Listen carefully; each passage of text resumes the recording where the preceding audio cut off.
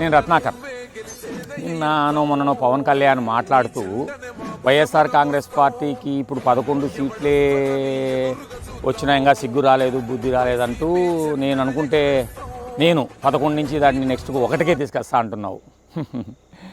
Yes, మేము 11తోనే వచ్చినాయి ఇప్పుడు. కానీ ఇక్కడ నువ్వు గమనించాల్సింది ఒకటి ఉంది.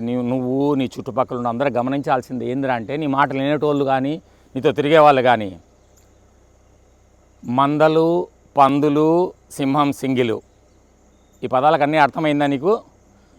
అర్థమైంటుంది ఇప్పటికి అందరికి వినే వాళ్ళకందరికీ. అది నువ్వు గెలిచినావు. ఎట్లా గెలిచినావు? ఏదో ఆటలో అరటి పండులాగా ఒక 21 సీట్లు తీసుకొని 40 ఏళ్ళ ఎక్స్పీరియన్స్ ఉన్న చంద్రబాబును, 2 సార్లు ప్రధానమంత్రి అయిన హిందూ మతాన్ని అడ్డం పెట్టుకున్న బీజేపీని అడ్డం పెట్టుకొని వాళ్ళను కలుపుకొని నువ్వు మన పథకం తెచ్చినావు. కానీ ఇక్కడ పార్టీ పెట్టిన